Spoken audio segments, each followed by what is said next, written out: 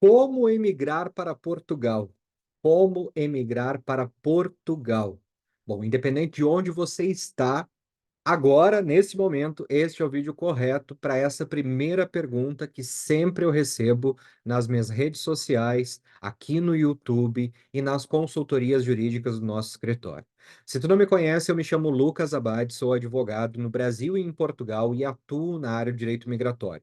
Também sou mestre e doutor em educação, com especialização na educação jurídica e por isso este canal para trazer informações. E também, se tu não me segue nas redes sociais, no Instagram, no TikTok, @advogado Lucas Abad, e aqui nesse canal tu tens muita informação bacana para tu mergulhar aí neste novo projeto da tua vida de emigrar para um novo país, sair do teu país. E aqui eu falo emigrar mesmo, que é o movimento de saída do teu país, e quando você chega no outro país, você se torna um imigrante, tá bem? Vamos começar então. Olha, eu vou aqui falar sobre os tipos de vistos, né, as formas que a gente tem, mas obviamente este vídeo, que é curto, não vai esgotar as possibilidades que você tem com Portugal. São mais de 40 motivos para solicitar vistos em Portugal. Então, tudo vai depender, tudo vai partir do teu propósito com Portugal. Qual é o teu propósito com Portugal? Qual é o teu propósito com Portugal? Qual é o teu propósito com Portugal? Sempre essa é a primeira pergunta para iniciar um planejamento aí tranquilo e uma transição tranquila de país. Porque a partir do momento que nós sabemos o motivo, nós conseguimos identificar o tipo de visto. E quando nós identificamos o tipo de visto, nós vamos conseguir identificar quais são os processos envolvidos neste processo de imigração, tá bem? Em Portugal existem inúmeras possibilidades, certo? Como eu já falei, mais de 40 motivos para solicitar. Tudo vai depender da tua estada em Portugal. Quando eu falo estada, eu falo a partir de qual momento, qual é o tempo que eu vou estar em Portugal, que eu pretendo estar em Portugal. Bom, eu quero trabalhar, eu quero residir, eu quero no futuro ter uma nacionalidade europeia através da residência.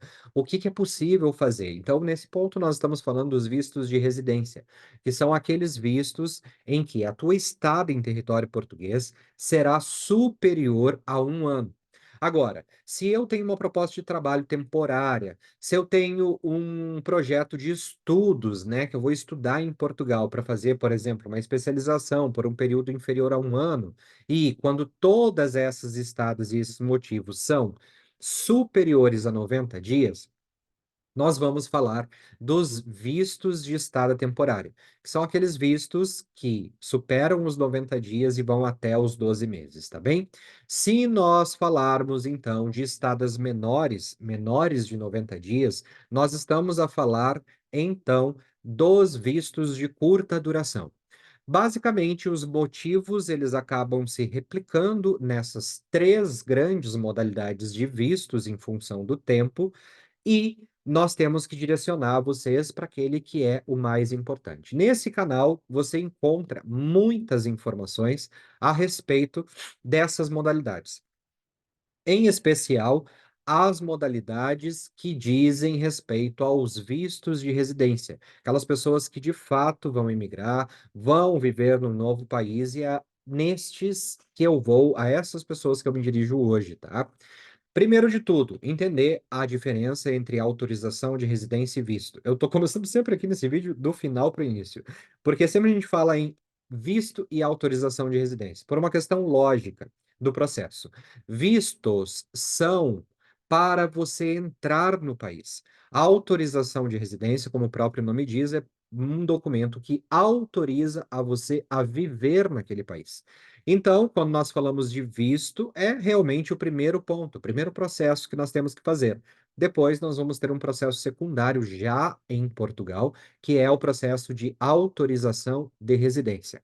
E a depender, obviamente, da tua situação migratória, essa autorização ela é requerida na AIMA, que é a Agência para Integração, Migrações e Asilos em Portugal, o antigo CEF, ou então, se você for um cidadão europeu, que não português, obviamente, você vai ter que fazer o registro na Câmara Municipal, que é o, para o brasileiro aqui, que é a prefeitura, tá bem? É aquele órgão de administração daquele município, a Câmara Municipal para cidadãos europeus. Para cidadãos de países terceiros, que nós vamos então seguir a Lei 23 de 2007, nós temos então a lei de estrangeiros, que é esta lei que eu disse, quem vai gerir esses processos administrativos de concessão de autorização de residência é a AIMA. Voltamos então para a questão dos vistos. Bom, os vistos, como eu disse para vocês, dependem do motivo. Se eu tenho um contrato de trabalho, por exemplo, ou uma promessa de contrato de trabalho, olha só que interessante, eu devo requerer o visto D1. D1, tá bem? O visto D1, ele é um visto de residência para trabalhadores que trabalham de forma subordinada, para trabalho subordinado. Exige um contrato de trabalho ou uma promessa de prestação de serviços, tá bem? Esse contrato de trabalho e essa promessa de prestação de serviços, ela só vai ser possível na aplicação de um visto D1, um visto de trabalho, quando for superior a 1 ano este contrato. E atenda, obviamente, aqueles requisitos relacionados aos meios de subsistência, superior a um salário mínimo português, que hoje, em março de 2024, é o valor de 820 euros. Pois bem, eu ainda não tenho uma contrato de trabalho, eu não vou trabalhar em Portugal, vou estudar em Portugal. Bom, se eu for estudar em Portugal, tem que ter uma carta de aceite da instituição de ensino. Geralmente nos cursos de graduação, os cursos de licenciatura, eles exigem um processo prévio, que é o processo de seleção, que é a candidatura daquele imigrante, daquele futuro estudante. Uma vez aprovado, feita a matrícula, aí sim é possível, com esta carta, apresentando os demais requisitos de solicitação do visto, solicitar o visto D4. O visto D4 é o visto de estudos. Se nós vamos, então, para aqueles casos de empreendedores, de pessoas que querem abrir uma empresa, querem trabalhar de forma independente, eles vão então requerer o visto, aplicar para o visto D2, que é o visto para imigrantes empreendedores. Se nós formos então para aqueles profissionais altamente qualificados, como diretores de empresas, gestores, a engenheiros, médicos, advogados, também é possível a aplicação do visto D2, certo? O visto D2, aqui eu falei advogados, o advogado geralmente a gente encaixa no D7, que eu já vou falar para vocês. Mas eu só dei alguns exemplos de profissionais altamente qualificados. Inclusive, desculpa, falei D2, visto D3, eu falei D2, o visto D3, que é para profissionais altamente qualificados, é um visto que você aplica também no seu país de residência para residir em Portugal, e depois isso vai ser desmembrado num artigo 90, que é o artigo da concessão da autorização de residência para altamente qualificado, que é o meu caso, tá bem? E pode ser nas duas modalidades, como profissional subordinado ou trabalhador independente, desde que preenchidos os requisitos, tanto de meios de subsistência, como os requisitos relativos à comprovação da sua experiência na área, a comprovação da sua atuação, o contrato de trabalho ou o contrato de prestação de serviços, atendendo o requisito mínimo, que vai girar em torno de 1.700, 1.800 euros, 1.400, a depender de cada profissão e de cada função exercida, né? Depois, nós temos ainda aqueles vistos que são para reagrupamento familiar. O visto de reagrupamento familiar é para eu, enquanto familiar de um cidadão de país terceiro que reside legalmente em Portugal, possa ir e reagrupar a este familiar. O reagrupamento familiar não pode ser confundido com o acompanhamento familiar, que é uma outra modalidade de visto. O reagrupamento familiar é um direito do titular de autorização de residência, ou seja, é naqueles casos em que vocês fazem um planejamento migratório, onde primeiro vai uma pessoa, tem o seu título de residência e depois vai reagrupar os demais. Então é feito um visto de reagrupamento. Inclusive, para este visto, tem isenção das taxas consulares e tudo mais. Atenção com isso. Eu falei que tinha uma diferença com o visto de acompanhamento familiar, que é uma outra modalidade de visto, muito nova, por sinal, um pouco mais de um ano nós temos essa modalidade em Portugal. E esta modalidade, ela é para aquelas pessoas que pretendem fazer um acompanhamento de um familiar requerente de visto ou de estada temporária ou visto de residência. Neste caso aqui, não aplicável para o visto de procura de trabalho, que já vamos falar sobre ele, tá bem? O visto de acompanhamento, ele pode ser requerido no mesmo momento do requerente do visto de residência ou após a aprovação do visto principal de estada temporária. São nessas situações que podem solicitar vistos de acompanhamento familiar. Por quê? Antes nós não tínhamos este visto de acompanhamento familiar, então nós tínhamos que fazer esse processo. Vai um primeiro e depois, na sequência, o outro faz um reagrupamento. Agora é possível os dois irem com o visto de acompanhamento familiar. Vamos olhar o bico aqui. Como vocês sabem, se não sabem, os vídeos eu gravo sem cortes, né, sem edições, porque é para que seja mesmo uma conversa aqui com vocês a respeito disso. Bem, ainda existe a possibilidade, se o teu caso for residir em Portugal com os teus rendimentos próprios, que aqui nós vamos chamar de rendimentos passivos, tá? O que que é um rendimento passivo? É aquele rendimento que eu não faço nada, eu estou aqui de boa, porque eu já fiz muito na vida, ou eu já apliquei um dinheiro, foi antes trabalhado, de herança, sei lá o quê, e agora, neste momento, eu só recebo aqueles rendimentos. É o caso dos reformados, ou seja, os aposentados. É o caso, por exemplo, daquelas pessoas que têm aplicações financeiras, ou é o caso daqueles empresários que retiram lucros e dividendos da empresa e que aqui que vai encaixar, por exemplo, o advogado, que tem um CNPJ ativo na sua advocacia e consegue comprovar através de retiradas de lucros este valor que é correspondente ao salário mínimo português. Esse visto, ele é um dos, ou melhor, ele é o visto que exige uma questão bem particular, abertura de uma conta corrente portuguesa, pois os valores de um ano deste valor do salário mínimo devem estar depositados, ou seja, disponíveis em Portugal no momento do requerimento e da aplicação deste visto de pessoas que vivam com rendimentos, famoso visto D7, tá bem? Agora, nós temos outros dois vistos, além daquele de acompanhamento, que são vistos novos, teoricamente, os mais recentes, criados em 2022, ao final de 2022, onde nós vamos ter a possibilidade de duas situações distintas. Primeira, nômade digital, aquelas pessoas que prestam serviços ou são trabalhadores subordinados de empresas situadas ou pessoas físicas ou jurídicas, tá, para o público brasileiro, fora de Portugal, que queiram viver e trabalhar em Portugal.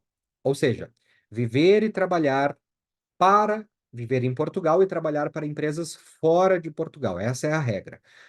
Este visto, que é o chamado visto para nômades digitais, é um visto em que, no momento da aplicação, eu preciso comprovar que nos últimos 3 meses eu tive rendimentos médios de 4 salários mínimos por mês. Ou seja, 4 salários mínimos. Vamos calcular aqui.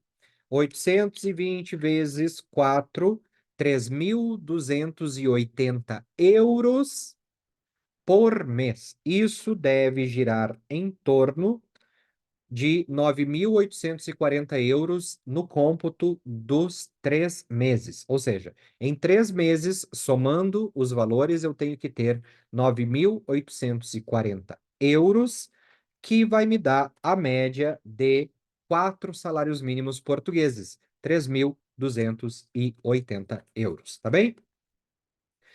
Basicamente é isso. Ah, não falei do outro, que é o queridinho de todos, o visto para procura de trabalho. O visto para procura de trabalho, como o próprio nome diz, é um visto para procurar trabalho em Portugal.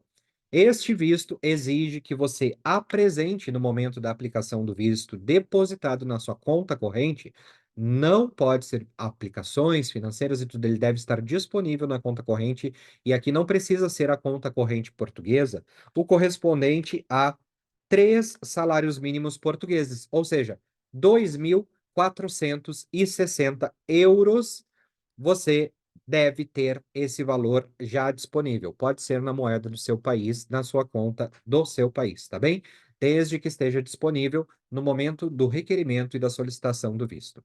Eu não preciso nem falar que, obviamente, estes valores eles devem ser comprovados, devem ter a sua origem e regularidade comprovada. Ou seja, todo valor que eu apresento, eu vou apresentar os extratos bancários dos últimos 3 meses, comprovando a origem e regularidade desses valores, tá bem? O visto para a procura de trabalho, ele não é um visto nem de curta duração, e nem é um visto de estada temporária, e nem é um visto de residência. Lembra que eu falei lá no início do vídeo sobre isso? Então, ele não se enquadra em nenhum dessas características. Ele é um visto específico para a procura de trabalho, onde você terá 120 dias, podendo ser prorrogados por mais 60 dias, para você procurar um trabalho subordinado em Portugal. Aqui não é admitido o trabalho independente, ou seja, chegar em Portugal, abrir uma atividade, emitir recibos verdes, vocês devem estar familiarizados com essa situação. Não, para o visto de procura de trabalho, você deve formalizar um contrato de trabalho subordinado em Portugal, tá bem? Este visto também não permite o pedido de um visto de acompanhamento familiar, por justamente ser um visto precário que exige uma outra condição para que você possa se manter em Portugal. Após você ter o contrato de trabalho, você vai na entrevista na AIMA para aquele processo de autorização de residência e vai solicitar a sua autorização de residência em Portugal, tá? E aí depois sim, direito ao reagrupamento familiar e outras situações. Que mais precisamos falar? Bom, acho que falamos sobre praticamente todos os vistos. Ainda nós temos aqui, obviamente, algumas particularidades que vocês encontram aqui neste canal, detalhadamente sobre cada tipo de visto. E a intenção aqui é mostrar para vocês de que maneira eu posso imigrar legal para Portugal. Ou seja, temos que pensar que nós estamos entrando na Europa, que constitui um bloco de países, certo? Estes países eles têm as suas regras gerais sobre o controle de fronteiras, e cada país vai trazer as suas regras específicas. Em relação a Portugal, eu apresentei para vocês os tipos de vistos, e também em um próximo vídeo nós podemos falar sobre a autorização de residência, que é o segundo ponto, depois de você já ter entrado em Portugal. Como vai ser feito? Bom, daí a autorização de residência, existem as possibilidades de residência através do visto, né, que vai seguir aquele motivo do visto, ou autorizações de residência com dispensa de visto, sempre observando a entrada regular, a entrada legal e a permanência regular em território português.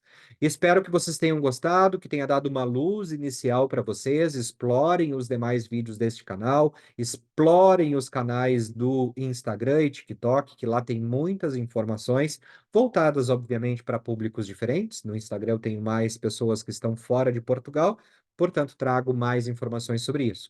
E aí, se você já está em Portugal, o TikTok traz muita informação a respeito daqueles que são residentes em Portugal.